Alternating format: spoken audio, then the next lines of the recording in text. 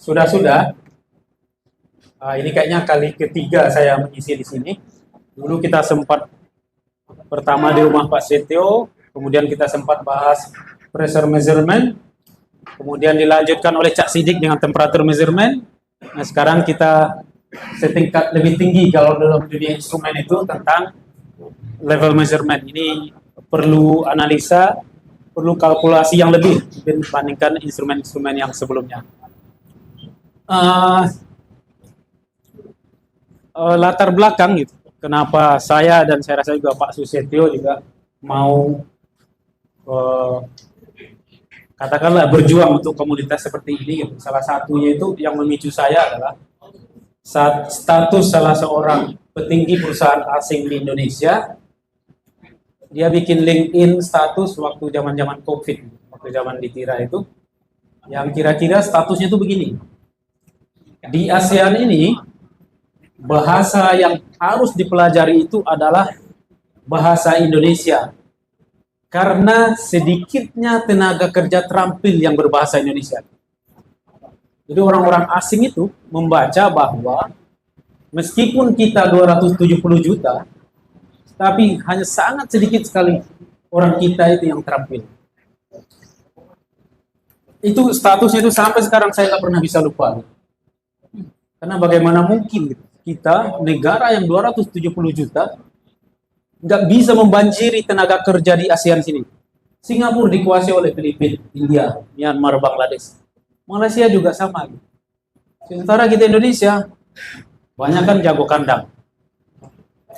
Ya mungkin salah satunya itu yang penglihatan orang asing tadi bahwa nggak banyak orang kita itu yang terampil. Akhirnya saya berpikir gimana caranya agar pesan ini bisa kita sampaikan, agar orang-orang bisa termotivasi, agar orang-orang mau memacu dirinya untuk berkembang lebih baik lagi. Saya dengan segala pengalaman yang saya miliki, dengan segala kekurangan yang saya miliki, saya mencoba untuk hadir. Termasuk Pak Setio juga. Ini udah lama, semenjak kami di Tiga dulu. Tahun 2021 kami udah bicara tentang ini sebetulnya. Namun beberapa bulan belakangan ini terorganisasi jauh lebih baik lagi. Sekarang makin malah kayaknya nanti bisa ngalahin Indosiar, terutama ngalahin sinetron Siksa Kubur. Oke, balik lagi ke topik ini. Pengalaman kerja pertama saya itu saya di Toyota sebetulnya, Toyota Motor Manufacturing di pabrik Toyota. 2,5 tahun sebagai orang IT, kemudian lompat ke oil and gas, sempat berapa tahun di IT, kemudian masuk instrumen sekitar tahun 2007-2008. Mulai sejak itu sampai sekarang nggak pernah lepas di instrumen. Pernah di maintenance, kemudian lompat ke commissioning sejak 2012. Sekarang setelah 12 tahun di commissioning kayaknya udah keenakan. Instrumen itu luas sekali. Banyak sekali instrumen. Kalau kita jelaskan satu persatu, waktu 1 bulan belum tentu cukup. Jadi supaya kita bisa bawa sesuatu balik dari sini, kita fokus ke satu hal aja. Fokus satu hal aja. Malam ini kita bicara tentang level measurement atau pengukuran level cairan yang banyak dipakai di dunia oil and gas. Cairan itu baik di minyak, baik di air, kondensat, ataupun chemical lainnya. Nah, pengukuran level ini pun banyak sekali jenisnya, tergantung teknologi yang dipakai. Nanti ada mungkin dari sekian banyak teknologi, nanti kita coba bahas satu aja lebih mendetail, karena ini adalah yang paling dasar dan paling banyak dipakai di oil and gas. Saya udah bawa sebetulnya satu transmitter, maksud hati mau mendemokan itu, tapi saya nggak tahu apa alat hard modem saya yang rusak atau transmitternya yang udah rusak, jadi nggak bisa hidup. Kebetulan ini transmitter bekas saya beli 3 tahun yang lalu, jadi agak nggak bisa ini deh. Oke, kita masuk aja.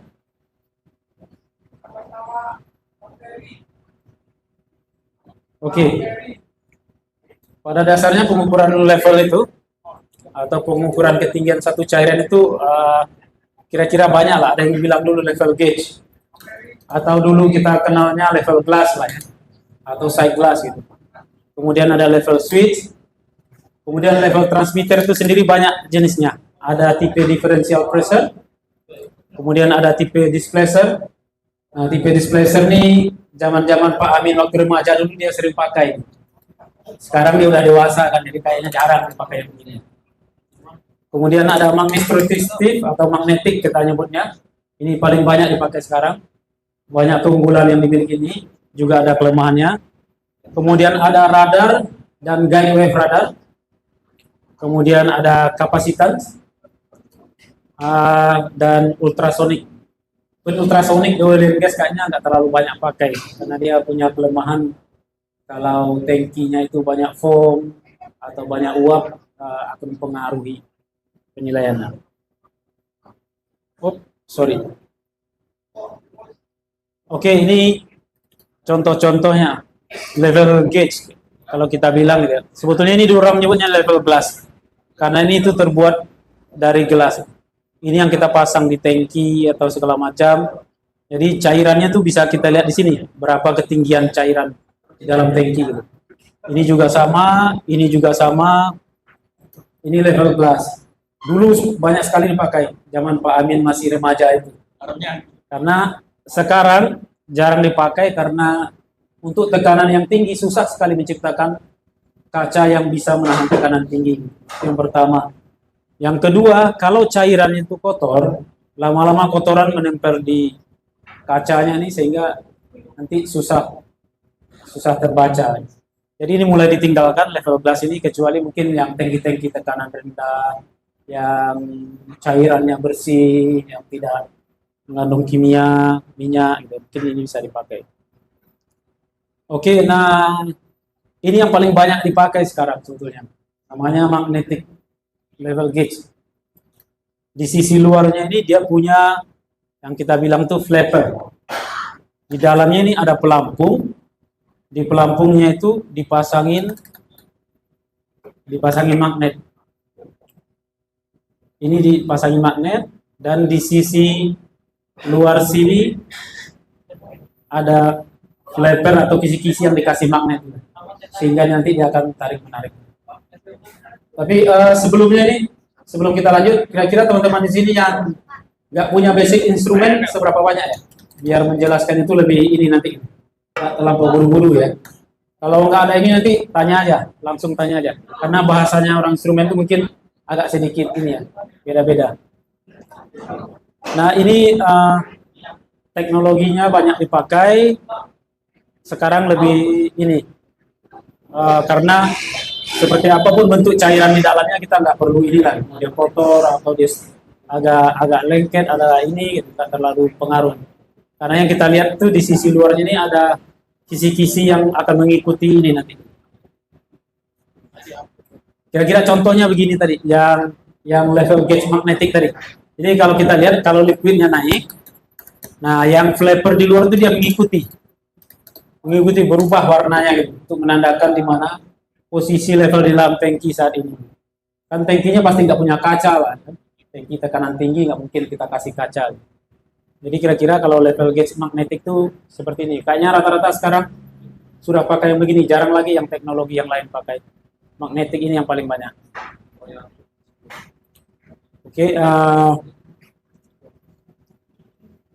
Oke, kita lanjut. Nah, biasanya level gauge tadi itu atau level glass tadi itu dipasang berdampingan dengan level transmitter. Tujuannya itu adalah untuk sebagai pembanding. Ini kalau kita lihat, ini posisi tapping point-nya itu persis sama. Kalau kita lihat, ini LG level gauge, ini LT level transmitter itu. Jadi orang nanti bisa membandingkan pembacaan antara LT sama LG ini. Terutama waktu troubleshooting, kira-kira siapa yang salah nih, apakah LG atau LT gitu. Bisa kita bandingkan di sini gitu. Ini rata-rata seperti ini gitu. Kalau yang level transmitter itu kan seperti yang kita jelaskan sebelumnya, terminologi transmitter di sini bukan sesuatu yang memancarkan sinyal gitu. Tapi dalam terminologi instrumen itu adalah sebuah katakanlah sensor benda elektronik di mana hasil pengukurannya itu bisa dikirimkan ke tempat yang jauh, baik melalui kabel berupa 4-20 mA output maupun berupa serial link kayak condition field bus, modbus, segala macam. Jadi kalau kita lihat di sini, hampir bisa dipastikan kalau ada level transmitter nanti akan ada level gauge di situ. Karena kita perlu sebagai referensi untuk pengukuran manual. Oke, nah kalau kita lihat ini yang tadi magnetik tadi itu keunggulannya itu ada dua gitu. Jadi dalam satu ini kita nyebutnya istilahnya ada nyebutnya bridle atau ada nyebutnya chamber gitu. Kalau kita balik lagi, yang tadi kan ini kita nyebutnya bridle. Ini tangki utamanya tadi. Jadi nanti ada cabang. Ini biasanya nyebutnya low tapping point. Ini high tapping point. Jarak antara high sama low itu biasanya disebut dengan C to C distance gitu, atau center to center distance. Nanti kita mengukurnya seberapa besar jangkauan level transmitter itu kita mengukurnya C to C. Nah, dalam satu bridle yang sama ini, selain kita bisa pasang flapper untuk sebagai level gauge, di sampingnya juga bisa kita pasang sensor untuk transmitter. Jadi lebih efektif. Satu bridle bisa untuk dua tujuan. Satu level gauge dan satu lagi level transmitter.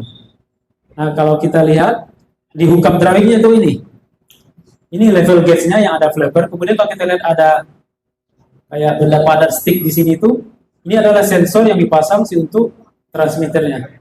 Jadi kalau kita lihat ada LG, ada LIT. Oke. Kira-kira gambarannya seperti itu. Oke, sebelum kita lanjut lebih dalam, kira-kira level yang biasa kita ukur itu ada berapa jenis biasanya? Berapa jenis level yang biasa kita ukur? Terserah lah dia produknya apa, molekulnya apa gitu. Paling berapa Pak Min? Bukan ini ya, bukan transmitternya ya. Jenis level yang mau kita ukur gitu. Hah? Ada berapa ya? Ada berapa Pak? 4 ya? Apa aja tuh Pak? Jangan transmitter teknologinya ya. Jenis levelnya yang mau kita ukur itu apa biasanya? Oh, oke. Kayaknya ini, nggak tahu saya menyampaikannya kurang tepat atau apa gitu. Pada dasarnya kita level itu kita hanya perlu ukur dua. Yang satu namanya normal level atau level gauge, yang satu lagi itu interface. Oke teman-teman, mungkin yang Rajab, interface itu apa aja? Hah? Oke, di pengukuran level ini biasanya kita ukur tuh ada dua. Yang satu level namanya, yang satu interface. Interface ini adalah pertemuan permukaan dua cairan yang tidak bisa menyatu karena adanya perbedaan density atau adanya perbedaan spesifik gravity. Jadi contohnya air dan minyak, dia nggak bisa bersatu. Spesifik gravity air lebih tinggi, spesifik gravity minyak lebih rendah, sehingga minyak di atas, air di bawah. Pertemuannya ini dinamakan interface. Jadi pertemuan antara air dan minyak tadi itu dinamakan interface. Nah, ini di proses-proses yang ada di oil and gas ini harus dikontrol, nggak boleh dibiarkan begitu aja. Karena nanti ini contohnya ini salah satu separator ya. Kalau di oil and gas itu kan ada separator, ini namanya three-phase separator. Kenapa dikatakan three-phase? Karena ada 3 pasa di sini. Yang satu adalah pasa gas di atasnya, kemudian di sini ada air, kemudian di sini ada minyak. Oke. Kalau teman-teman lihat di sini ada minyak, ada air, kemudian di sini ada ini namanya wear plate. Jadi wear plate itu kita harus kontrol permukaan air ini jangan sampai melimpah melewati wear plate, karena nanti air akan masuk ke kamarnya minyak. Begitu air masuk ke kamarnya minyak, jadi minyaknya terkontaminasi. Nah, interface ini perlu dikontrol supaya nggak melompat ke sini. Jadi dalam pengukuran level itu di oil and gas hanya ada dua dia. Level atau biasanya disebut total product atau interface. Jadi teman-teman ketika mau katakanlah nanti mau pasang atau mau commissioning atau mau ini harus perhatikan dulu ini aplikasinya apakah untuk level atau untuk product level atau untuk interface level. Jadi nanti ada sedikit perbedaan. Nanti kita bahas lebih ini lebih kanan maupun temperatur. Nah untuk level ini kita perlu lebih tinggi. Kita balik dulu ke atas sebelum kita lanjutkan yang ini nanti ya. Oke. Dulu, zaman-zaman dulu sebelum teknologi elektronik berkembang, pengukurannya itu kita hanya mengukur poin tertentu. Katakanlah misalnya poin rendah atau poin tinggi. Atau dulu tuh sering disebutnya level switch. Contohnya ini. Nah, pengukuran menggunakan level switch ini kita nyebutnya point measurement. Jadi hanya poin tertentu aja yang kita ukur. Sementara dengan berkembangnya teknologi, muncullah level transmitter tadi, kita bisa mengukur namanya continuous. Jadi continuous itu antara range sini sampai sini, di titik manapun level itu berada, kita bisa mengukur atau mendeteksi. Bedanya dengan poin tadi, poin itu hanya bisa mengukur di sini. Kalau dia high, penuh, dia aktif. Sementara kalau dia kosong, seberapa banyak kosongnya, dia nggak tahu. Rupanya nggak tahu.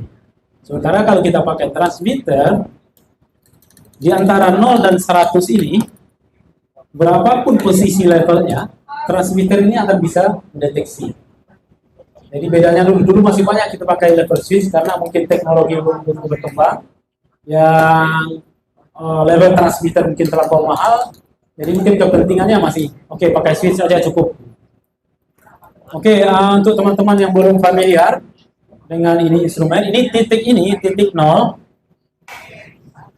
itu kalau zamannya Pak Amin masih muda ini nyebutnya zero point gitu kan. Kemudian titik 100% ini nyebutnya span, zero dan span. Tapi sekarang kalau di transmitter itu kita nyebutnya LRV and URV. Jadi di dunia itu ada satu apalah ya, kayak semacam standar namanya Field Device Technology gitu, atau FDT. Nah di FDT itu bahasa-bahasa seperti itu distandarkan. Yang kayak tadi itu kita nyebutnya zaman Pak Amin muda tadi zero span, sekarang kita nyebutnya LRV, lower range value, dan URV, upper range value. Jadi nanti ada orang nyebut zero span, ya maklum aja lah itu faktor umur pasti gitu kan. Nggak bisa dipungkiri itu kayak Pak Amin gitu. Kalau nyebutnya LRV, URV berarti ya masih anak-anak kemarin lah. Pak Amin sini Pak Amin. Pak Amin bukan, pesan bukan? Pak Amin atau siapa? Afif, bukan. Oke, kita lanjutkan. Oke, nah yang tadi ini yang saya bilang tadi yang point measurement. Kalau kita lihat ini kan, ini untuk level switch low, ini level switch high-nya. Ketika levelnya cairan tadi turun, dia baru aktif. Kalau ini ketika level cairan naik, dia baru aktif. Ini sih teman-teman udah biasa lah kalau punya tangki air di rumah, pasti punya yang begini-beginian lah. Ini kan salah satu teknologi yang sudah tertinggal lah ya. Jarang dipakai karena kita hanya bisa tahu dia di poin ini atau di poin ini. Di antaranya kita nggak tahu seberapa banyak. Oke, ini sama juga konsepnya. Ini level switch high-nya, yang modelnya pelampung begini. Ini level switch low-nya. Jadi dulu cukup pakai teknologi ini aja. Ya misalnya sampai begini, misalnya kerannya ditutup, sampai begini, misalnya kerannya dibuka. Gitu. Teknologi pengukurannya. Dia bisa pakai magnet ataupun yang lain. Oke, ini seperti tadi yang saya jelaskan. Oke, ini tentang interface dan ini. Sebelum kita lanjut ke level transmitter, ada yang mau tanyakan tentang interface atau level ini? Ada yang mau bertanya? Ada yang mau bertanya? Rajab siap menjawab.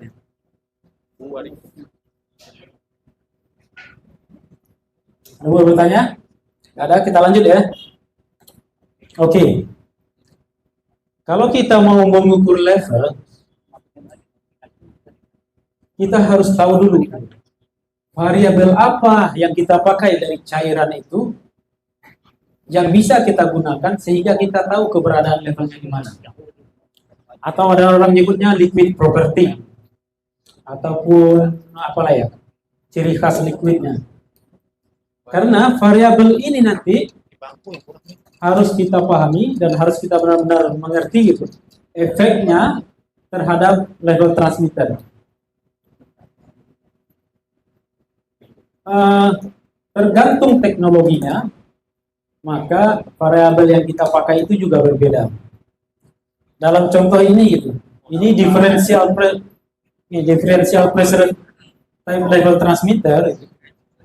Ini bisa dipakai untuk mengukur level atau interface. Kemudian magnetik juga sama, radar juga sama, kemudian displacer ini juga sama. Displacer ini atau orang dulu nyebutnya buoyancy level transmitter.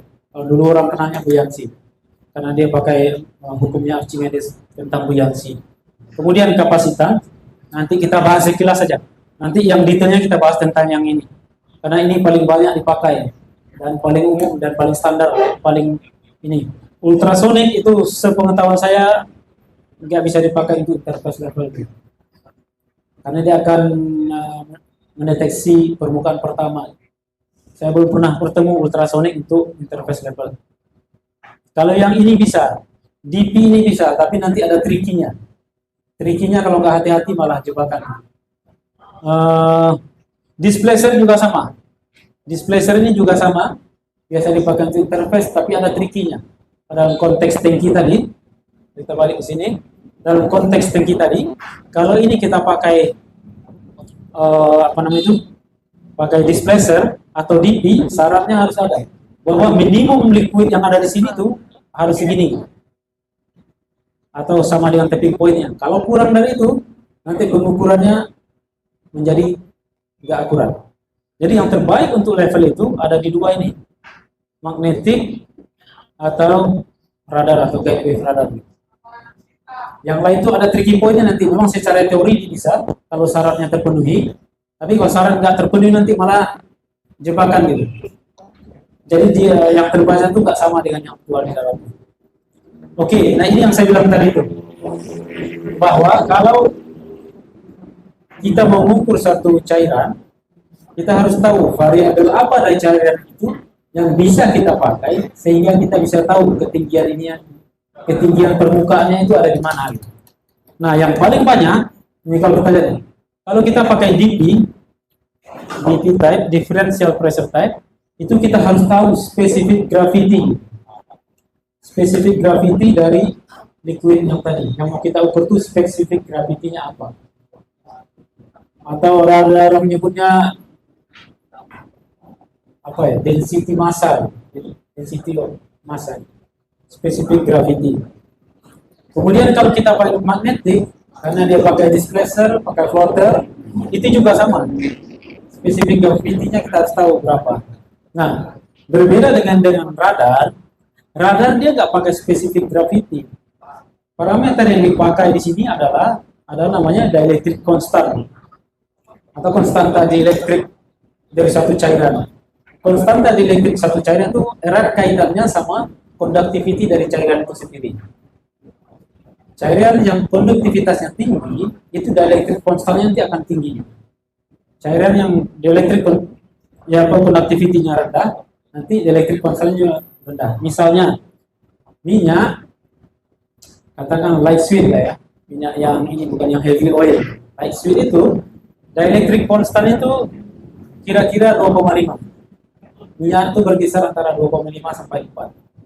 Tapi air itu dielectric constantnya itu di atas 60. Bisa 80, bisa lebih.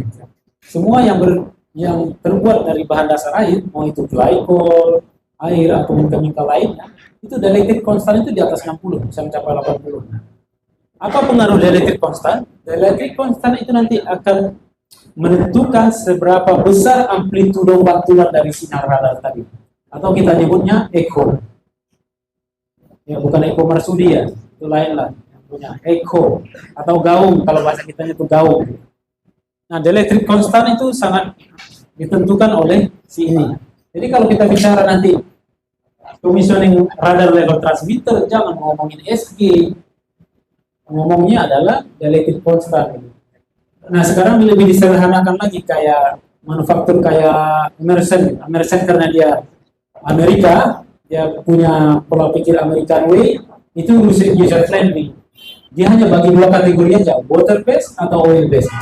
Tapi kalau kita pakai Endreshauser yang Jerman, tipikalnya adalah liter, mereka akan breakdown lagi. Oil itu antara 2,5 sampai 4, mau pilih mana, yang air itu mau berapa. Jadi kita harus masukin lagi. Nah, dari constant itu nanti erat kaitan sama echo-nya. Echo nanti kita harus punya namanya threshold limit. Jadi threshold limit ini yang kita pakai sebagai parameter. Kalau ada echo atau pantulan yang melebihi threshold limitnya, maka itu dianggap sebagai posisi level. Jadi kalau kita salah masukin dielectric constant, nanti hasilnya akan salah. Oke. Displacer atau buoyancy level transmitter itu juga sama. Kita bergantung dengan spesifik gravitinya. Nah, ini menarik lagi, kapasitan level transmitter. Ini juga sama. Ini tergantung dengan liquid conductivity-nya atau dielectric constant dari tadi. Karena kalau kita ingat, yang namanya kapasitor itu pada dasarnya dia hanya dua lempengan logam yang diantaranya dikasih suatu benda. Mungkin teman-teman dulu pernah dengar kapasitor kertas. Berarti diantaranya ada kertas. Kapasitor keramik. Berarti di antara dua lempengan logamnya itu keramik. Atau kapasitor elektrolit. Nah, sama juga dengan ini. Nanti kita istilahkan bahwa antara konduktor positif dan negatifnya ada liquid. Nah, yang menentukan nilai kapasitansinya tadi adalah dielectric constant atau conductivity dari liquidnya tadi. Kemudian ultrasonic pada dasarnya dia bisa dengan apa aja. Cuma yang harus jadi perhatian bahwa dia nggak bisa kalau ada aplikasi begini. Ada foam, ada humidity, atau temperatur yang tinggi sehingga terjadi penguapan. Gitu. Ini ultrasonic terpengaruh oleh temperatur. Oke, ini saya akan bahas sekilas saja. Nanti kita detailnya di differential pressure level transmitter. Ya, kalau kita lihat tadi yang magnetik ini ada floater ini. Nah, floater ini kita harus tahu spesifik gravitinya berapa. Misalnya kalau kita mau mengukur minyak itu spesifik gravitinya adalah 0,8 misalnya atau 0,825. Kemudian berapa spesifik gravity floater yang harus kita pasang? Ini kembali lagi sebetulnya dipakai hukum Archimedes. Ini hukum Archimedes tentang buoyancy resistant atau buoyancy force itu adalah begini. Setiap benda yang dicelupkan ke dalam suatu cairan akan mendapat katakanlah daya dorong atau buoyancy resistant sejumlah massa dari liquid yang disingkirkan tadi. Misalnya begini, saya punya tabung floater, ukurannya, volumenya adalah 1 liter, tapi beratnya 0,5 kilo. Kalau saya taruh di air, dia tenggelam atau ngapung? Ayo jawab. Jak. Hah? Ngambang. Dasarnya bilang ngambang apa?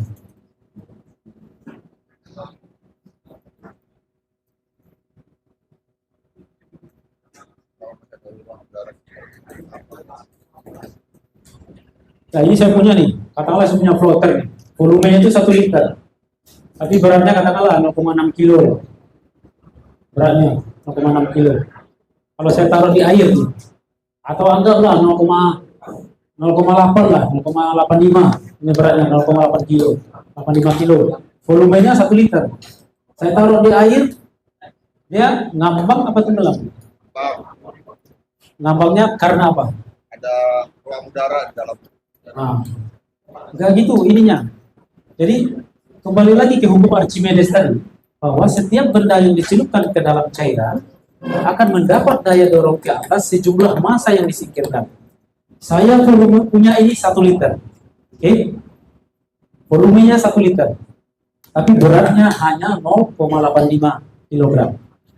Oke, oke. eh, bentar. Oke, kita lanjut. Kemudian saya celupkan ke dalam air. Air itu punya spesifik gravity 1. Artinya dalam 1 liter air, dia punya berat 1 kilogram. 1 liter air punya berat 1 kilogram. Saya punya 1 liter beratnya hanya 0,85. Kalau ini saya celupkan ini, karena massa yang disingkirkan sama dia tadi itu, massanya lebih tinggi dibanding massa yang dia miliki, makanya dia mengapung. Tapi kalau benda ini, saya celupkan ke dalam minyak, apung atau tenggelam jam? 0,85. Oke, tenggelamnya karena itu tadi. Oke, spesifik gravitinya si minyak hanya katakanlah 0,8, 0,82. Sementara saya punya ini, saya celupkan 1 liter, kemudian dia singkirkan 1 liter minyak, massa 1 liter minyak itu hanya sama dengan 0,8 kg.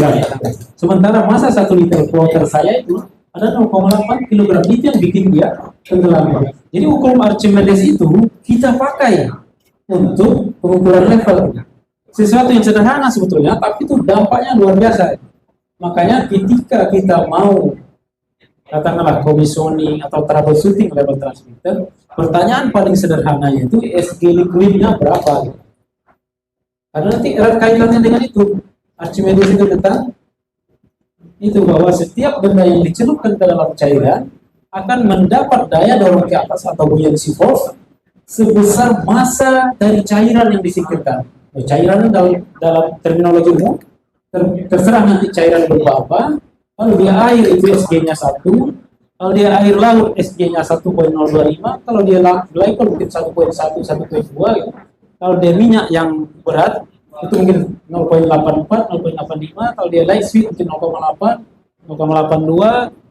Jadi parameter ini sangat menentukan. Jadi balik lagi ke sini, balik kita ke sini. Makanya ini yang inspeksi MC kayak Januar atau QC, ketika kalian pasang yang inspeksi, pastikan SG-nya ini sesuai dengan liquid yang akan diukur. Apakah dia untuk interface atau untuk normal level. Jadi kita bicara balik ke interface tadi, balik ke interface ini. Kita punya 2 liquid di sini nih. Oke, ada air yang SG-nya kalau dia H2O murni 0,994 kg per liter. Kemudian ada minyak yang SG-nya mungkin 0,81 sampai 0,82. Kalau kita mengukurnya pakai magnetic level transmitter, berapa SG yang perlu kita perlukan? Karena ada 2 liquid yang harus kita pertimbangkan ini. Jadi SG yang kita perlukan adalah ketika di minyak dia tenggelam, tetapi ketika di air dia ngapung. Nah itu, makanya tadi itu teorinya teori buoyancy force-nya si Archimedes tadi. Kalau volume saya ini 0,5 liter, oke, kemudian beratnya ini katakanlah misalnya, kalau 0,5 kali SG-nya 8 itu 400 gram, atau bisa saya taruh nih 450 gram, oke, maka dia akan tenggelam di sini nanti. Tetapi begitu ketemu air, walaupun ini volumenya setengah liter, yang SG-nya 1, jadi 450 gram itu jauh lebih ringan daripada 500 gram, karena kita punya volume tadi setengah liter. Makanya dia tenggelam di sini, tenggelam di oil, tapi ngapung di air. Makanya segi kelihatannya sepele. Jadi banyak kali kasus yang kita temukan ketika kita udah startup, level transmitternya tidak bekerja, yang dimaki-maki. Tajam orang instrumen, goblok siap. Gara-gara itu tadi, makanya ketika inspeksinya level transmitter ini kalau orang QC ya, dia harus melakukannya sebelum floaternya dipasang. Dia harus saksikan berapa SG yang tercatat di floater itu. Karena kalau enggak nanti untuk minyak dipasang SG-nya air, ya wassalam lah, 0 terus bacaannya gitu. Tenggelam terus dia. Sederhana sebetulnya. Jadi kalau bisa inspeksinya benar-benar sama inspektor yang benar lah. Jangan inspektor tukang pancing, nanti dibawa pulang ke laut jadi pelampung itu barang. Nah, jadi kita ini komisioning, ya inspektor beneran, ya. Oke, kira-kira paham atau ada yang masih belum paham nih? Karena ini agak mendalam dikit, kalau soal level ini agak beda dengan pressure dan temperatur itu ya kelas-kelas pabrik tahu pun masih oke lah, ya. Tapi kalau ini harus oil and gas betulan. Oke, ada yang paham atau ada yang kurang paham atau gimana nih? Ya. Ya. Ya, ya.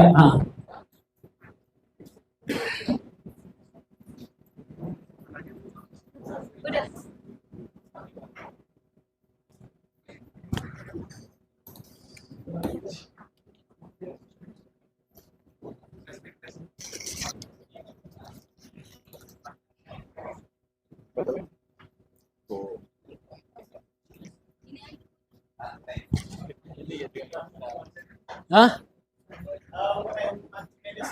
Ya. Dari setiap benda yang dicelupkan ke dalam air akan mendapatkan daya dorong ke atas sebesar berat massa jenis benda tersebut. Ya. Massa dari cairan yang disingkirkan itu ya? Sebesar massa dari cairan yang disingkirkan. Oh, ngerti nggak maksudnya? Kalau bahasa Jawanya sebesar massa dari liquid yang di-displace ya. Displace itu misalnya gini.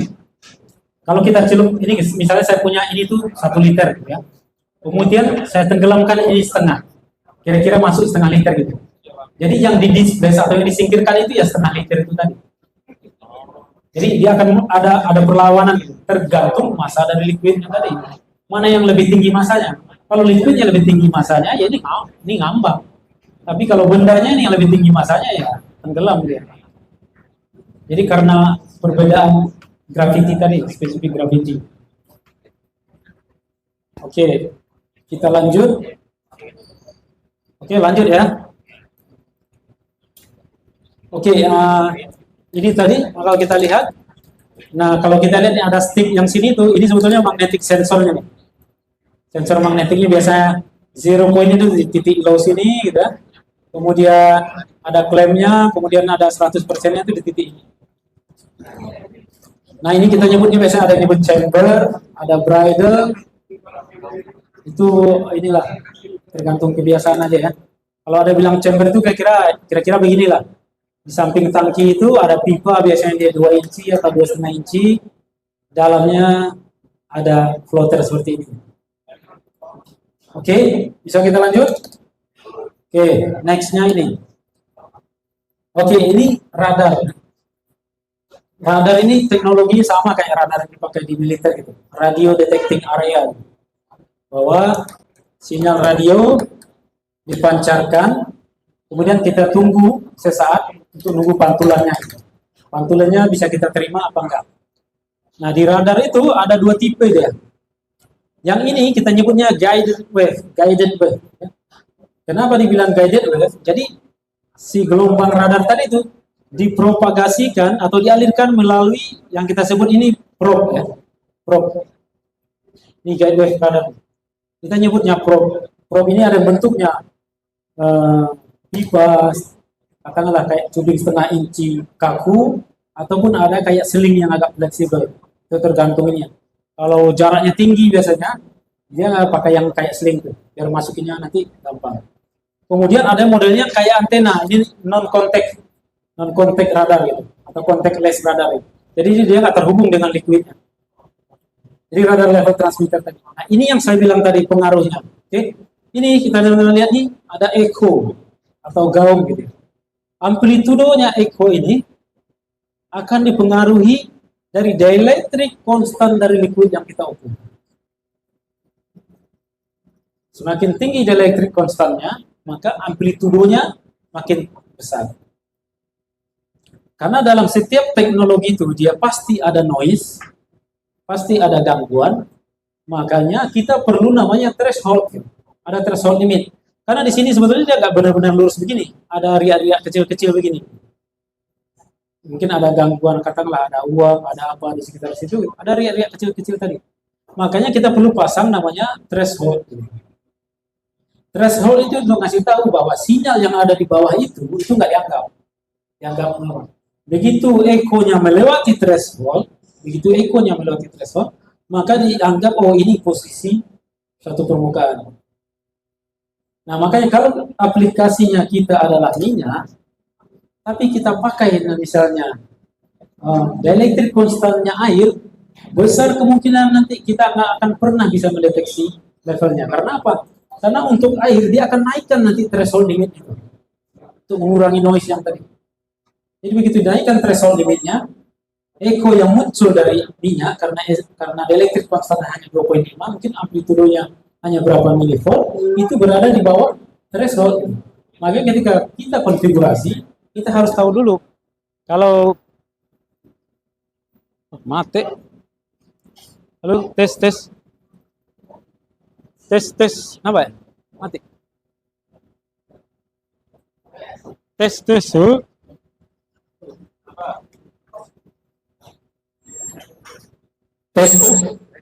Oh, oke. Oke, jadi begitu pentingnya ketika kita konfigurasi gitu. Nanti di radar itu dia banyak pilihannya. Tipe tankinya apa gitu. Kemudian material tankinya apa, pemasangannya di mana, apakah dia dalam steering well atau dia tank top mounted. Oke. Kemudian kita lanjut. Nah, ini favoritnya Pak Amin dulu. Oke, favoritnya Pak Amin. Ini yang kita sebut dulu displacer atau buoyancy level transmitter. Ini pakai teorinya Archimedes juga. Ini dia, mana dia? Oke. Ini dia displacer lah kita sebut biasanya atau floater gitu ya. Ini teorinya itu begini. Saya punya satu floater. Floater ini saya gantung. Kemudian di atasnya saya sangkutin ketimbangan. Ya, atasnya. Ketika dia saya gantung bebas, nggak ada cairan di bawahnya. Kira-kira misalnya beratnya berapa? 0,5 kilogram. Ini volumenya misalnya 1 liter, 0,5 kilogram. Begitu ada cairan gitu, kita ini, katakanlah cairnya mulai dari seperempat, masuk terus sampai dia penuh. Kira-kira beratnya masih sama nggak ketika dia dalam free hanging atau tergantung bebas tadi? Beratnya sama apa enggak? Hah? Beratnya sama apa? Misalnya gini. Ini kan katakanlah ini displacernya itu ada tabungnya tadi kan. Kemudian ini saya masukkan ke dalam. Di dalam ini ada cairan. Di dalam sini udah ada cairan. Kemudian cairan itu katakanlah naik nutupin dia. Ketika saya free hanging tadi katakanlah beratnya 0,5 kilogram. Kemudian saya masuk sampai dia diselimutin oleh cairan semua. Yang terbaca oleh timbangan itu masih sama dengan 0,5 kilogram atau enggak? Beda. Makanya perbedaan itulah yang dipakai sebagai parameter pengukuran tadi. Makanya setiap ini dia harus didesain mengikuti spesifik gravity dari liquid. Sama kayak gini nih, sederhananya. Di luar, Bapak mungkin lihat ada batu beton sebesar ini. Angkat, mau patah pinggang rasanya. Begitu dicemplungin ke dalam air, Bapak di dasar itu makannya berat apa enggak? Hah? Lebih ringan karena adanya buoyancy force dari liquid tadi yang membantu kita untuk terasa lebih ringan gitu. Nah, teori itulah yang dipakai ketika kita pakai displacer ini. Ini ketika free hanging dia berat, tapi ketika cairan katakanlah pelan-pelan boleh naik sini, nanti yang terbaca di sini itu nanti lebih ringan. Jadi perbedaan berat yang tadi itu yang kita anggap sebagai dari perbedaan level tadi. Ketika dia paling berat di posisi levelnya kosong, ketika dia di paling ringan di posisi levelnya penuh. Makanya kalau kita balik di atas, kalau kita balik ke sini,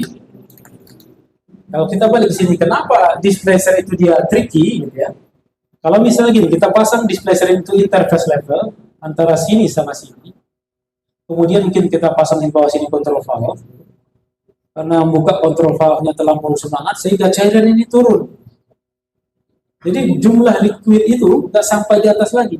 Padahal asumsinya tadi itu, ketika ini penuh dengan oil, Penuh dengan oil artinya apa nih? Kalau ini penuh dengan oil artinya apa?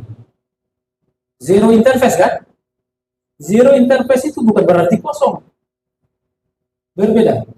Zero interface itu bukan kosong. Zero interface artinya lower liquidnya nggak ada, tapi upper liquidnya ada. Upper liquidnya apa? Upper liquidnya ada oil tadi.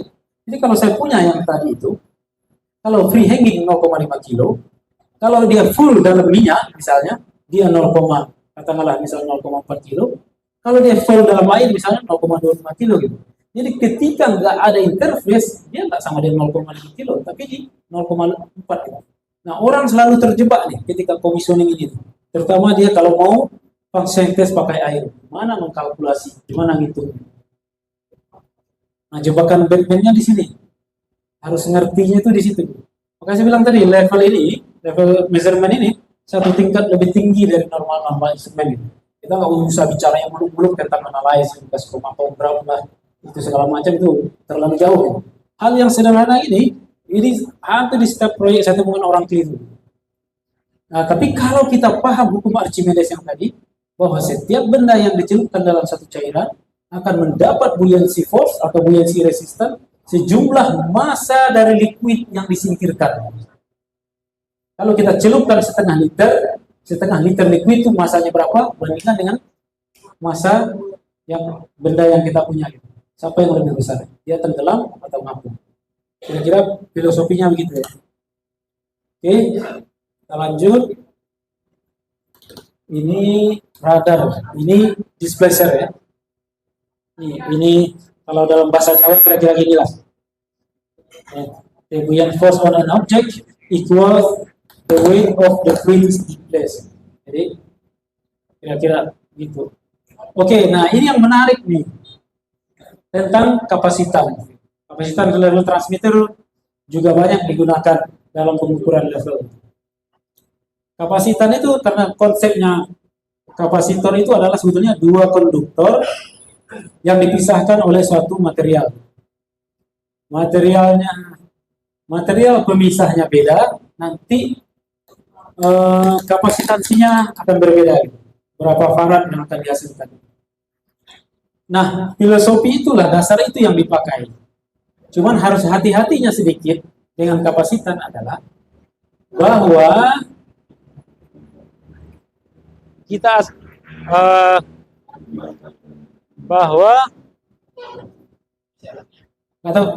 kayaknya ada. Oke. Bahwa kita asumsikan adalah dinding tangki tadi itu adalah sisi negatif atau groundingnya dari kapasitor. Ya kita anggapkan kapasitor tadi itu kan dua lempengan ini itu dua lempengan yang dipisahkan oleh suatu benda. Dalam hal ini bendanya si liquid tadi. Makanya kalau kita lihat sini kenapa ada R? Ada ini liquid conductivity tadi. Ada resistannya liquid. Gitu. Kalau dia water base itu conductivity-nya tinggi. Nanti akan dihasilkan juga tinggi. Jadi makanya kalau teman-teman nanti lihat kalau pakai kapasitas itu misalnya ketika di 0 dia berapa picofarad, ketika dia full misalnya berapa pico atau nanofarad. Karena filosofi ketika dia 0 berarti yang mengisi ini tadi itu adalah gas atau udara. Nah, ketika dia ada liquid berarti yang kapasitornya masih kapasitor minyak lagi bilang. Karena material diantaranya itu berupa minyak. Oke, sekarang kita lanjut. Nah, ini ultrasonic. Ultrasonic level transmitter mungkin di oil and gas nggak banyak, tapi kalau di industri makanan ini kayaknya lumayan banyak dipakai. Oke, sama prinsipnya kayak radar, cuman bedanya frekuensinya lebih rendah. Ya hanya pakai katakanlah maksimal cuma di 200 kHz. Jadi pakai ultrasonic sound gitu. Kita nggak bisa kedengar, ya tapi mungkin binatang-binatang lain bisa dengar karena kayak kelelawar. Jadi ini sama ultrasonic soundnya dipantulkan ke sini bersama kayak orang seismik. Kalau orang seismik survei itu kayak sama. Nanti pantulannya ditunggu. Cuman kelemahannya kalau di sini banyak foam atau banyak uap, itu nanti pantulannya seperti bisa nggak akurat. Bisa jadi belum sampai permukaan ini sudah dapat pantulan. Karena banyak foam, mereka punya kelemahan di situ. Makanya di aplikasi-aplikasi oil and gas ini jarang sekali dipakai. Tapi di food and beverage ini banyak dipakai yang begini. Oke, kita akan bahas lebih banyak tentang ini, tentang differential type level transmitter. Di level transmitter yang kita pakai, di mana variabel utama yang harus menjadi perhatian kita adalah specific gravity atau density masanya dari liquid tadi. Oke, apa yang mempengaruhi ini kalau kita bilang tadi ketinggian ini, maka kita nanti akan mendapatkan suatu tekanan di sini. Tekanan itu kadang-kadang disebut sama orang ini adalah apa namanya itu hydrostatic pressure atau ada yang bilang gradient pressure. Apa yang paling menentukan dari sini? Yang paling menentukan tekanannya adalah ketinggian dari cairannya, bukan volumenya. Oke, kalau saya punya tangki katakanlah misalnya volumenya tingginya misalnya katakanlah 1 meter atau 1 meter, kemudian volumenya itu adalah 2 kubik. Kalau saya isi penuh dengan air itu beratnya adalah 2 ton, tekanan yang kita terima di bawah itu ya segitu-gitu aja gitu. Tapi kalau saya punya tangki ukurannya 2 kubik, tapi tingginya yang 2 meter, maka tekanan yang kita terima di bawah itu berbeda, walaupun volumenya sama-sama 2 kubik. Makanya hydrostatic pressure tadi ditentukan oleh ketinggian satu cairan dikalikan dengan density atau specific gravity dari liquid yang tadi. Oke, ini dalam hal ini katakanlah kita misalnya punya biasanya nyebutnya two-phase separator atau two-phase tank, right? Yang satu dia gas, yang satu cairan. Kalau yang kita lihat sebelumnya tadi itu three-phase ya. Ada gas, ada minyak, dan air. Kalau ini two-phase ya. Kemudian di bawahnya kita punya differential pressure transmitter. Ada sisi high, sisi low. Kan rata-rata orang pakai ini differential pressure transmitter buat mengukur level. Kira-kira pressure transmitter yang biasa bisa nggak dipakai buat mengukur level? Pressure transmitter yang satu sisi aja nggak ada high low-nya. Bisa. Apa syaratnya? Hah? Oke, syaratnya harus atmosferik. Tangkinya harus atmosferik. Kenapa? Hah?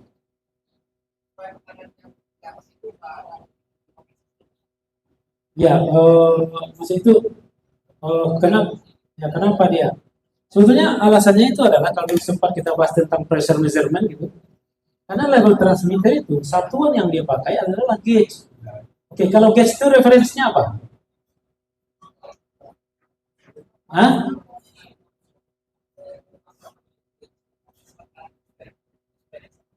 Nah itu, makanya gauge itu zero-nya adalah atmosferik. Jadi dimanapun dia berada, dia akan terkompensasi oleh itu tadi. Makanya kenapa kita bisa pakai? Ya karena dia pakainya adalah gauge. Gauge itu jadi atmosferik itu sudah terkompensasi otomatis. Karena nolnya itu dianggap adalah gauge. Beda dengan absolute pressure. Absolute pressure itu nolnya itu adalah kondisi vakum sempurna. Jadi masih berkaitan sama itu. Makanya boleh pakai pressure transmitter, boleh, tapi syaratnya apa? Atmospheric pressure atau open tank lah kita bilang ya. Atau tangkinya itu tangki yang tidak bertekanan. Sehingga tekanan yang ada di atas ini bisa diabaikan oleh transmitter yang sudah punya gauge sensor tadi, yang pressure, katakanlah gauge pressure sensor. Tapi dalam hal ini yang closed tank nggak bisa. Kenapa nggak bisa? Bisa kasih contoh begini. Misalnya ini saya punya tangki, katakanlah ketinggian H ini 1000 mm atau 1 meter gitu ya. Kemudian cairannya adalah air. Oke, kemudian ini itu katakanlah saya punya tangki bertekanan 100 milibar misalnya. 100 milibar. Kemudian saya punya air itu tingginya 1 meter. Berapa tekanan yang diterima di sini secara keseluruhan? Kalau kita pakai DP berapa yang kita terima? Jadi level transmitter itu kita nyebutnya biasanya delta P, perbedaan tekanan. Misalnya gini nih, sisi high, ini P1, tekanan yang diterima itu adalah tekanan P1 ditambah specific gravity dari liquid dikalikan H. Oke, low-nya itu berapa tekanan yang diterima oleh low? itu sama dengan tekanan yang ada di P1 ini. Oke. Sekarang delta P-nya tuh high dikurang low, P1 tambah SG kali H kurang P1. Ini P1 sini sama P1 di sini bisa kita hilangkan lagi ya. P1 di sini dikurang P1 ya jadi 0 ya. Sehingga tekanan yang kita terima di sini itu sama dengan SG dikali ketinggian. Kalau misalnya tadi kita punya ketinggian 1000 mm, SG-nya adalah 1, maka tekanan yang kita terima di sini tadi itu adalah tekanan yang kita terima di sini tadi itu adalah 1000 mm H2O. Jadi satuannya tekanan tuh macam-macam ya. Kalau kita misalnya kenalnya bar, PSI, segala macam ya, itu kalau untuk level terlalu tinggi. Gitu. Jadi kita perlu ukuran yang lebih kecil-kecil lagi. Kadang-kadang kita pakainya milimeter H2O atau inci H2O. Kadang-kadang kita pakainya milibar, tergantung. Jadi kalau kita anggap ini tadi, oke, tekanan yang terbaca di sini adalah 1000 mm H2O. Oke, sekarang kita uji. Kalau ini enggak ada, tapi kita pakai normal pressure transmitter, tekanan yang akan terbaca di sini adalah ini punya 100 milibar misalnya kan, dan ini itu punya 1000 mm H2O. Ya 100 milibar itu hampir sama dengan 1000 mm H2O lah, sama. Yang terbaca di sini itu adalah 2000 mm H2O. Bayangkan perbedaan, betapa tidak akuratnya ini. Makanya kenapa differential pressure itu yang harus dipakai. Karena yang P1-nya ini harus kita kompensasi gitu. Itu alasannya kenapa kita nggak boleh pakai pressure transmitter untuk yang close tank atau bejana yang bertekanan. Oke? Kira-kira ada yang mau di dulu? Sebelum kita lanjut nih. Ini agak hitung-hitungan nanti setelah ini. Oke? Itu tadi kalau kita punya density-nya adalah air.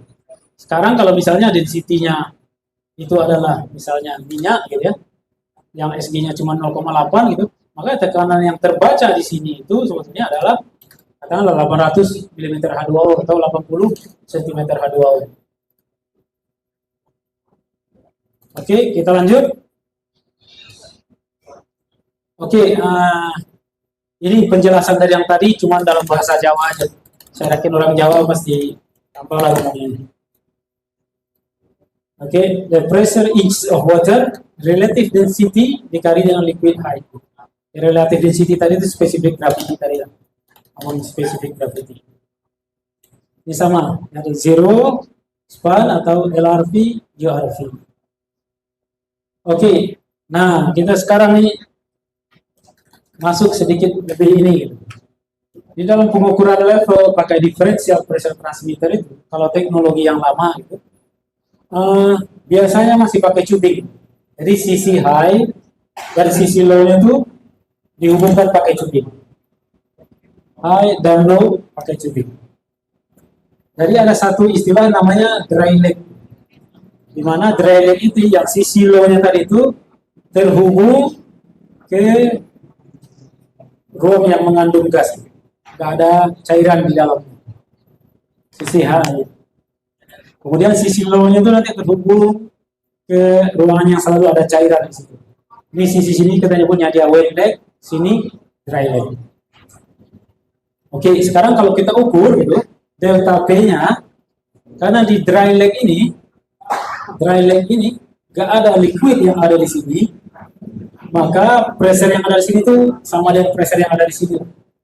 Kosong ini, sehingga yang ini bisa kita bilang bisa kita abaikan. Ini kalau kita lihat tadi itu, jadi ketinggian atau tekanan yang diterima di sisi high ini adalah ketinggian total dari ini, ya, zero. Karena kalau kita lihat transmitternya dipasang di bawah tangki, gitu, tapi posisi kosong atau nolnya itu sebetulnya ada di sini. Jadi nolnya itu ada di titik ini sebetulnya. Jadi ketika tangki ini kosong, yang sisi high ini tetap masih ada tekanan. Jadi tekanan sebesar panjang H2 ini. Oke, makanya di sisi zero-nya tuh atau LRV, low range value itu, nilainya lah H2 dikali dari SG ini, SG yang 0,9 ini dikurangi 0. Kenapa 0? Karena dry lag. Di sisi low-nya tuh nggak ada liquid. Sehingga kita kan tekanan ini bisa kita abaikan nanti pada akhirnya sesuai dengan teori yang tadi gitu. Kemudian oke, dalam konteks ini tuh katakanlah misalnya ini tingginya 200 mm, kemudian SG-nya 0,9, maka zero-nya itu ada di 180 mm H2O. Jadi nggak nol tekanannya, karena kita naruh transmitternya tuh di bawah titik nol lagi. Atau kita nyebutnya subphase zero. Kemudian posisi span-nya atau penuhnya adalah ketinggian ini ditambah ini.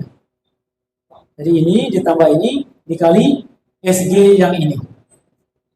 Jadi ketinggian totalnya itu adalah 500 ditambah 200 dikali SG 0,9. 700 kali 0,9. Jadi kira-kira tekanan yang akan diterima sisi high-nya transmitter ini ketika tangkinya full itu adalah 630 mm H2O. Ini kembali lagi tergantung dengan spesifik gravitinya. Oke, ini dry lag. Dulu sering kali dipakai karena mungkin murah, cukup satu differential pressure transmitter, kemudian dihubungkan pakai tubing, sudah cukup. Tapi ini dia punya sisi kelemahan. Kelemahannya itu apa? Kan dalam industri minyak itu, yang di dalam sini kan nggak murni dia gas dan cairan gitu.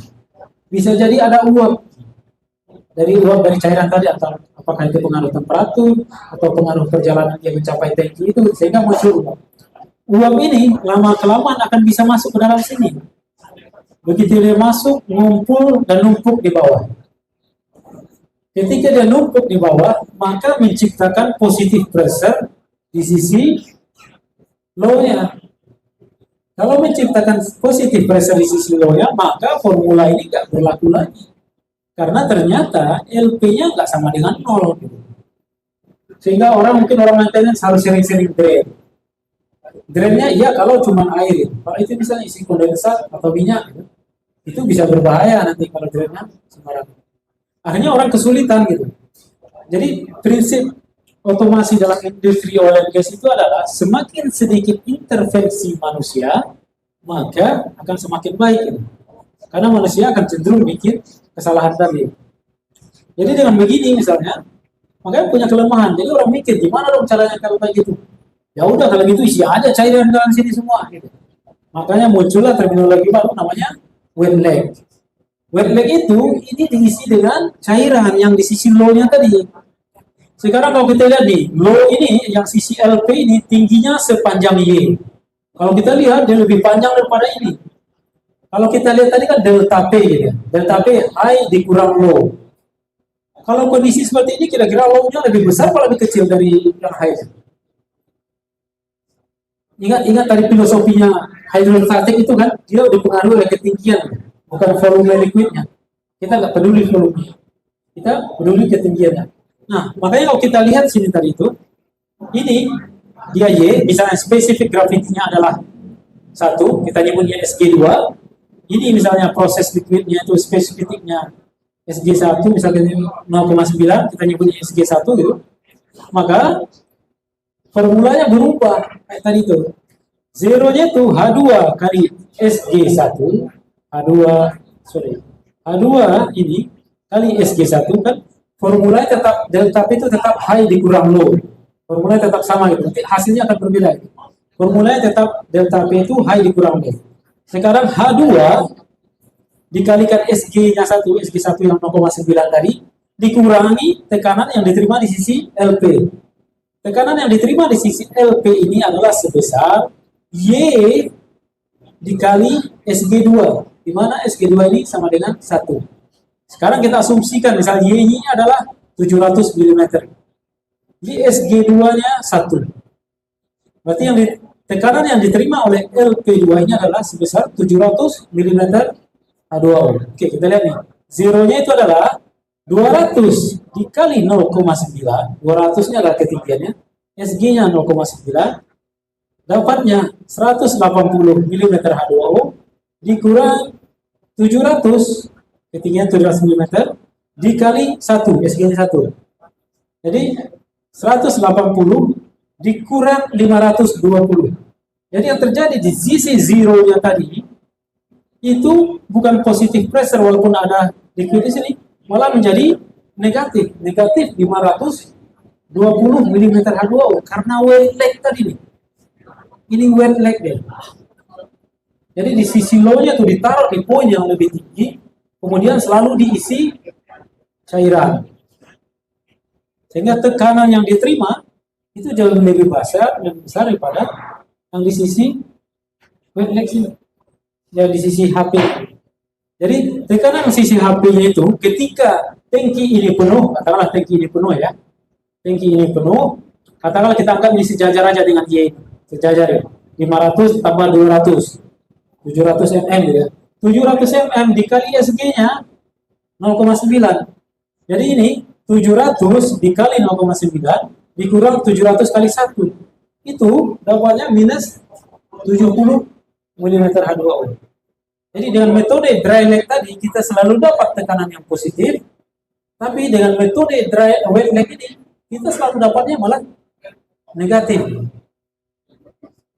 Jadi teman-teman kalau mau ini hati-hati, ini selalu orang keliru nih. Kalau ketika commissioning, look check gitu kan, selalu keliru ketika di fase ini.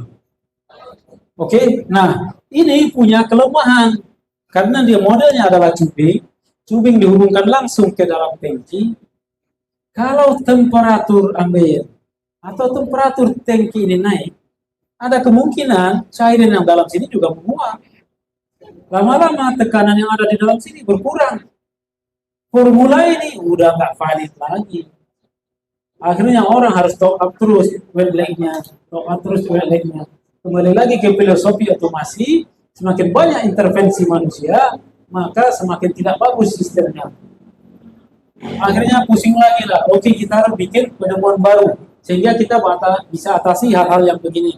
Keluarlah yang teknologi yang namanya, oke, ini sebelum saya masuk ke yang selanjutnya, keluarlah ya, ini kalau teman-teman lihat tadi hookup drawingnya si level transmitter gitu ya, hookup drawing itu kita lihat tadi itu, ini larinya ke sisi high yang bawah dan yang low itu larinya ke sisi yang atas.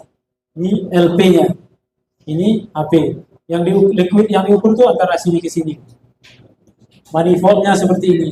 Karena kalau di sini kan kita nggak ketahuan nih berapa ketinggiannya, berapa jaraknya itu nggak ketahuan. Untuk level transmitter ada satu tambahan dokumen lagi yang perlu selalu kita punya gitu. Namanya apa biasanya? Level skate atau orang kadang disebut juga dengan vessel skate. Jadi vessel skate itu memberitahu kita berapa jarak yang kita bilang tadi C to C, center to center distance, titik 0 ke 100% itu berapa tinggi. Jadi ketika kita melakukan commissioning atau apa nanti kita bisa ukur gitu. Benar nggak sesuai dengan yang digambar. Jadi selain hookup drawing, maka ini menjadi dokumen yang amat penting kalau untuk level transmitter. Dari sini kita tahu sebetulnya. Jadi kalau kita bisa mau kalkulasi SG-nya tadi total tekanannya berapa, kita harus tahu tingginya itu sebetulnya berapa.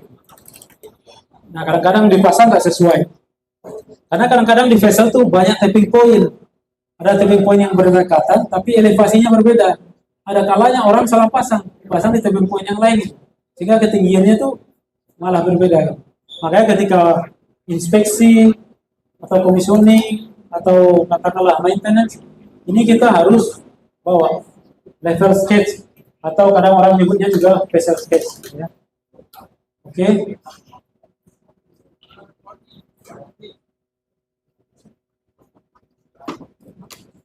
Oke, bisa kita lanjut? Atau ada yang mau bertanya dulu? Ada yang mau bertanya? Enggak ada? Kita lanjut? Oke, mengatasi tadi wet leg itu dan dry leg yang pakai tubing, maka diciptakanlah satu teknologi namanya remote seal. Jadi remote seal. Atau lebih lengkapnya misalnya remote seal capillary. Jadi ini kayak pipa kapiler. Remote seal-nya itu diaframnya ada di sini. Diaframnya ada di sini. Kemudian transmitternya bisa di sini.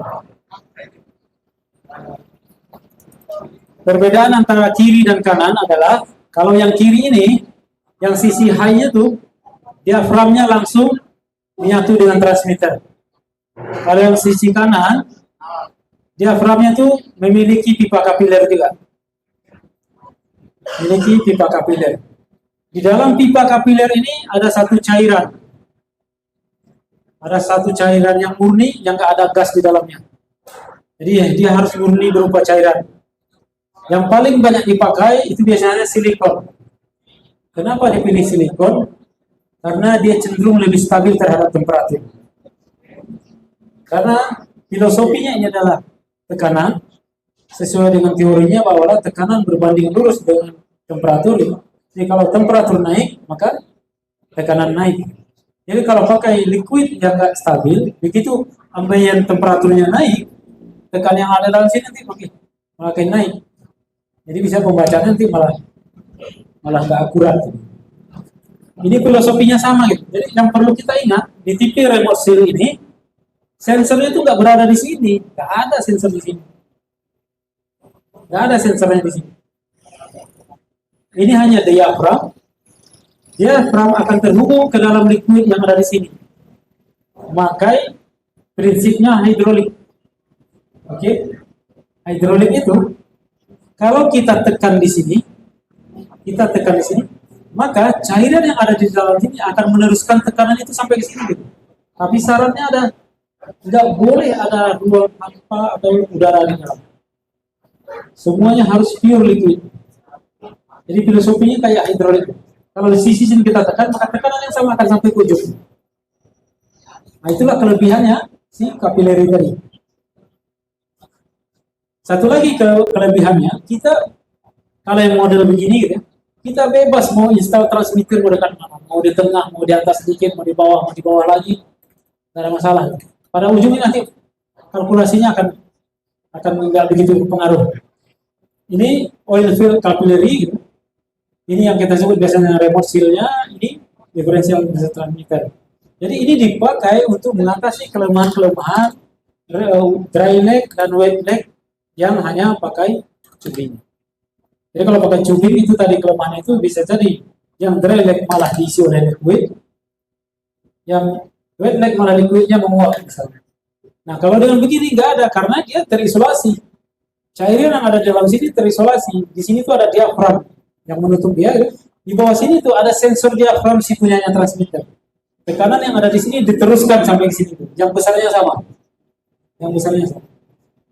Ini juga sama. Tekanan yang ada di sini juga teruskan. Kemudian tekanan yang ada di sini melalui pipa kapiler ini juga teruskan ke sini.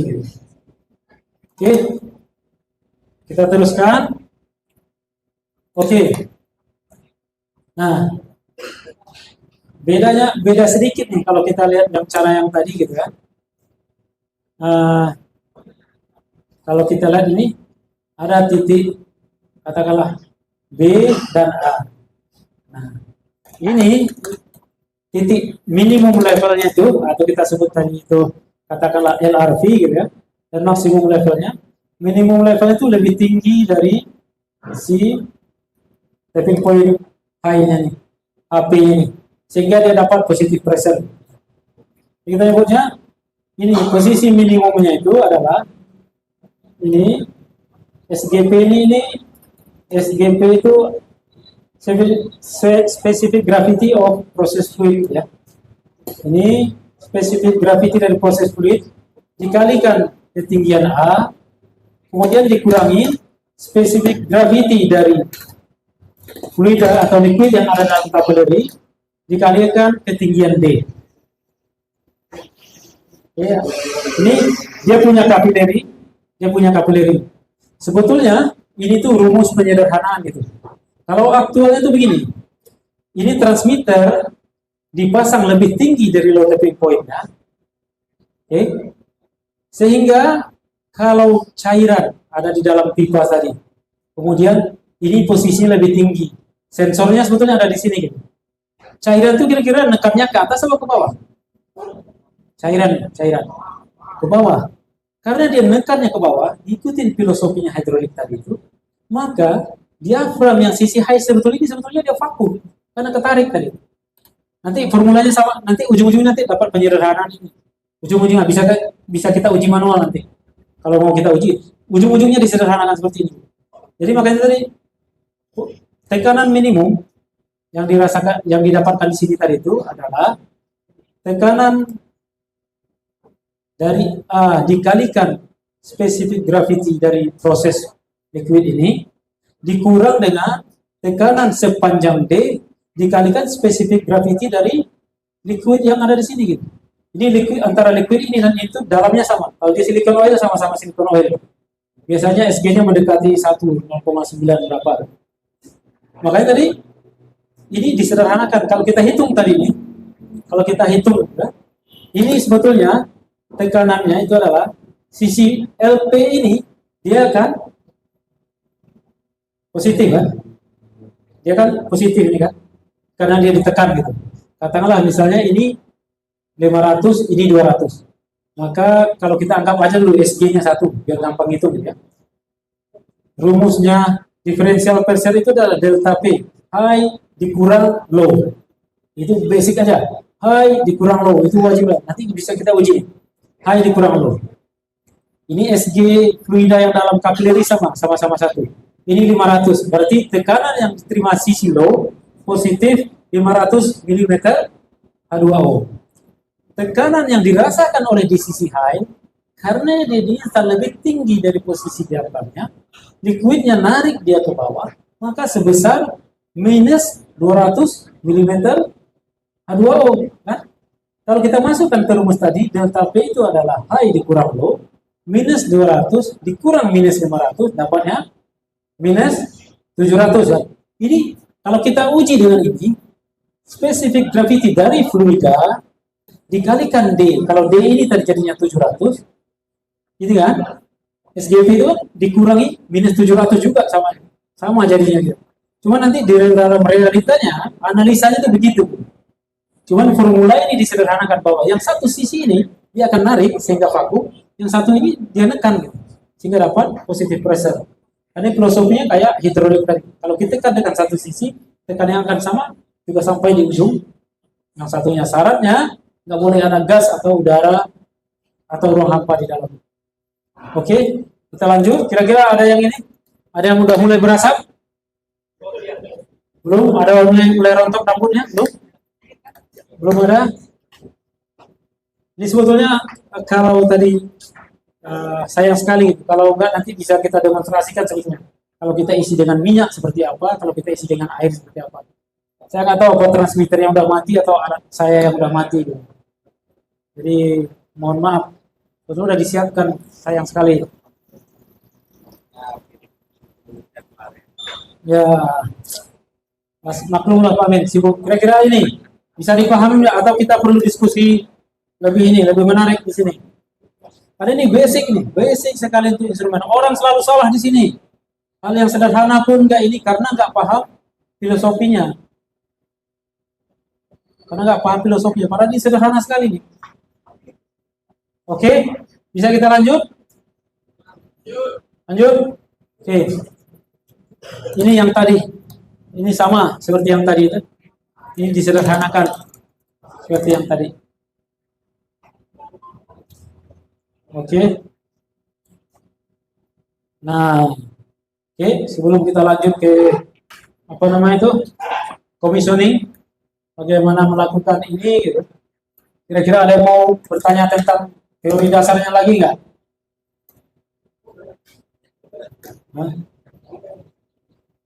Oke, kita lanjut ya.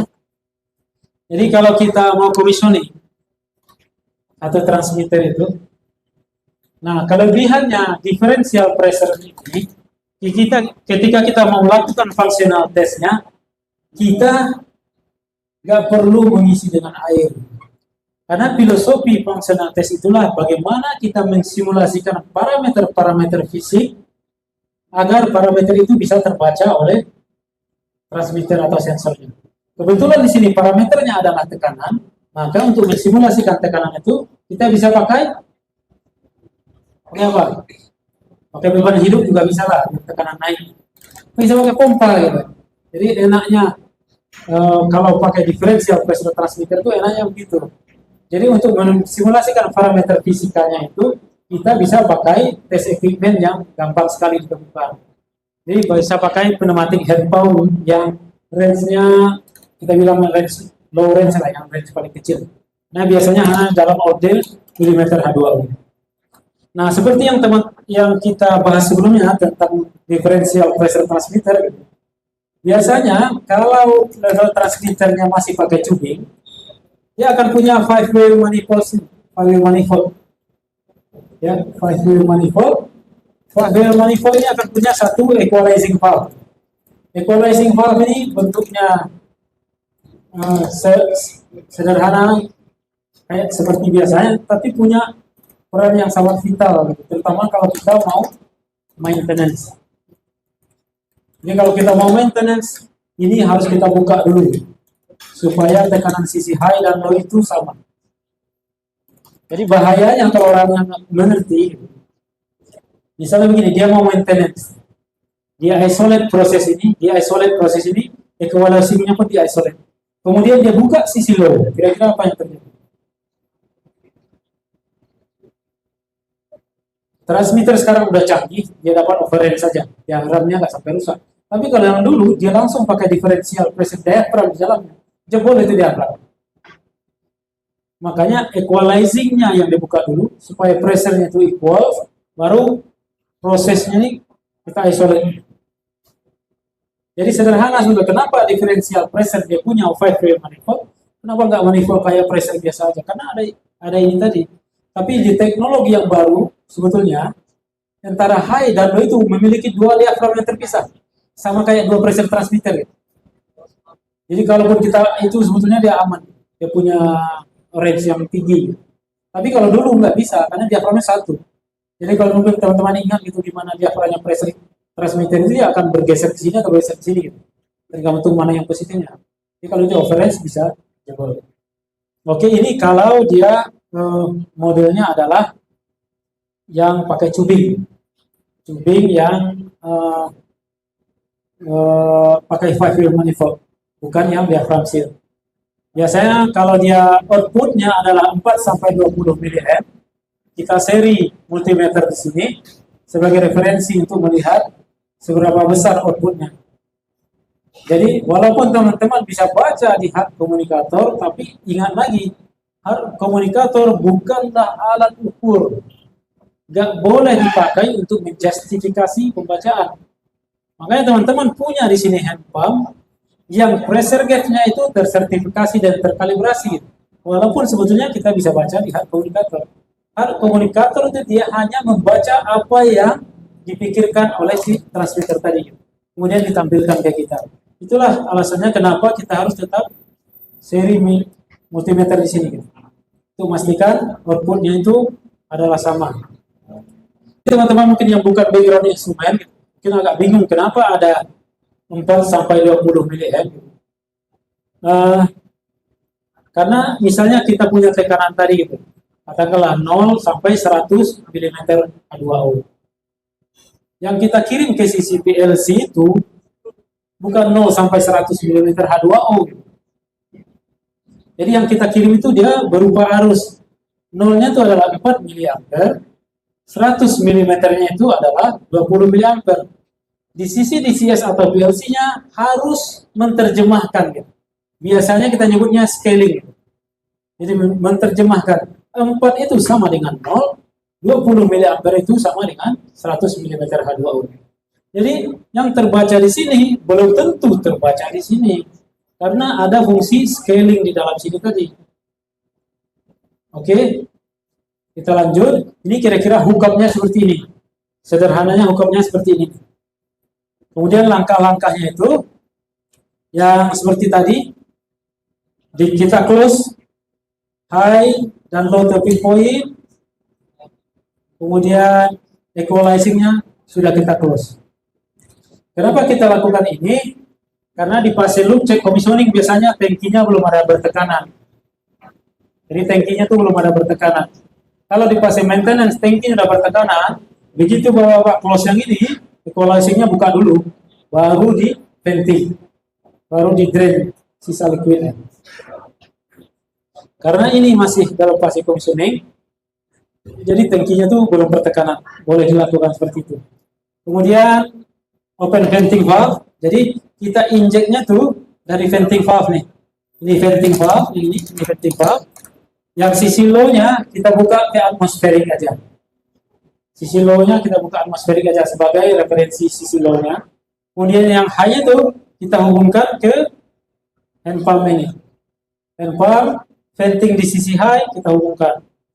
Kemudian selanjutnya, oke, sebelum kita connect ya lepas plug-nya dulu, oke. Kemudian tutup equalizing valve. Jadi kalau kita mau function testnya, ini harus kita tutup. Karena kalau ini nggak kita tutup, kita pompa di sini ya keluar di sini ya. Masuk telinga kiri, keluar telinga kanan, nggak jadi barang itu kan. Jadi equalizingnya tutup dulu. Kita pompa, nanti sisi high-nya ini akan menjadi lebih positif. Kemudian kita simulasikan 0%-nya, 25%, 50, 75 sampai 100, kemudian turun lagi. Selama function test ini kita harus cek juga alarmnya.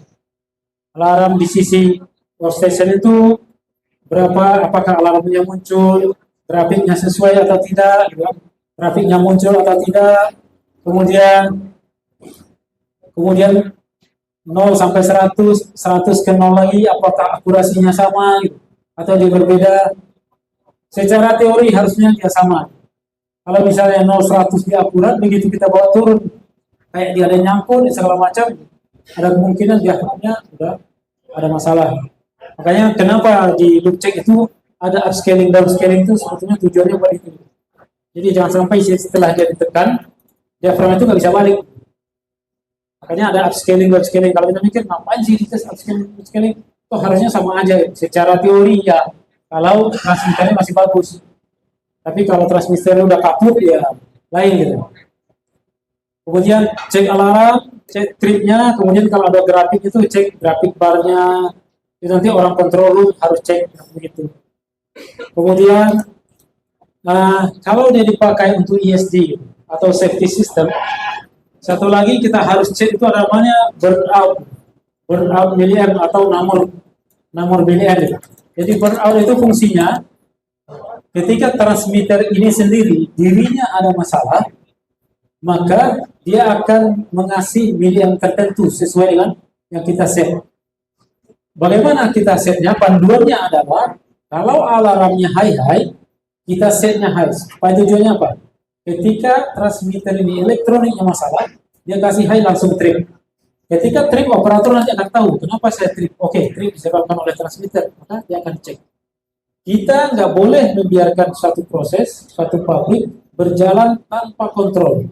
Jadi kalau transmitternya tadi rusak, kemudian rusaknya itu nggak ada yang tahu, ternyata dia udah nggak bisa kontrol, jadi bisa jadi nanti levelnya udah tak karu-karuan, bisa jadi nanti vessel meledak, bisa jadi minyaknya lari keluar. Gitu. Makanya burnout-nya ini perlu riset di berbagai proyek itu, di project specification itu jelas-jelas disebutkan. Misalnya di instrumen basis desain itu disebutkan lebih ini. Untuk ya ini kalau dia di safety transmitter. Jadi trip itu artinya ketika suatu proses trip itu dia akan pergi ke kondisi amannya. Kondisi amannya apa? Tutup valve yang masuk, tutup valve yang keluar. Udah aman. Makanya nyebutnya fail safe. Jadi dia memang fail tapi dia aman. Jadi jangan sampai failnya malah failnya aman. Kalau ini nggak kita set, failnya malah fail yang berbahaya. Gitu. Nah, apalagi kalau kita salah set. Misalnya gini, alarmnya itu sebetulnya adalah high alarm. Tapi burnout-nya kita set low. Ketika dia bermasalah, dia mengasih low gitu. Low itu ya nggak akan sampai kapanpun nggak akan kena high-nya gitu. Akhirnya dia nggak trip gitu. Padahal dia udah nggak bisa kontrol. Makanya burnout milliamp itu atau nomor milliamp harus kita set sesuai dengan arah alarmnya. Kalau dia punya high dan low, ya boleh pilih salah satu atau boleh lihat yang mana yang lebih hierarkinya lebih tinggi. Kalau misalnya high jatuh ke ISD 1, low ya ke ISD 2, ya pilih yang ISD 1. yang hierarkinya lebih tinggi. Kemudian satu lagi yang paling penting, ketika loop check ini sudah selesai, kita sudah yakin bahwa semuanya sudah benar, alarm sudah dites, range-nya sudah benar, tag number-nya sudah di-set, maka transmitter itu, terutama yang safety transmitter, dia punya namanya write protection. Jadi write protection ini kalau kita aktifkan, itu akan mendisable atau akan membatasi orang merubah-rubah setting ada di dalam.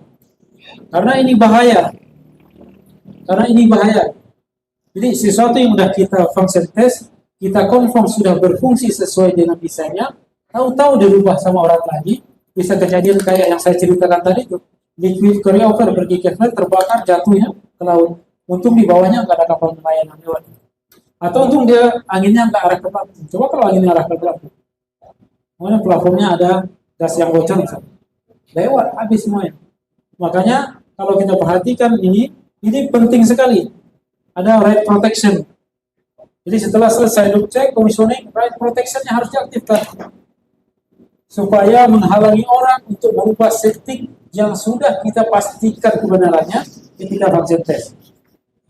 Jadi nggak sederhana, makanya instrumen itu, kalau teman-teman lihat, kita kadang memandangnya, instrumen itu biasa aja, gitu-gitu aja.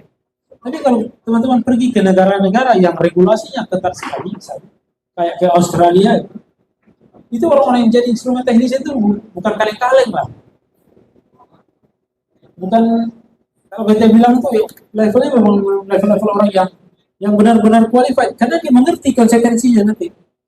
Kalau itu tidak dilakukan dengan benar gitu, bisa jadi nyawa orang melayang di gara-gara ini. Jadi makanya penting sekali gitu kan. Kemudian setelah selesai, ya seperti biasa kita normalize lagi.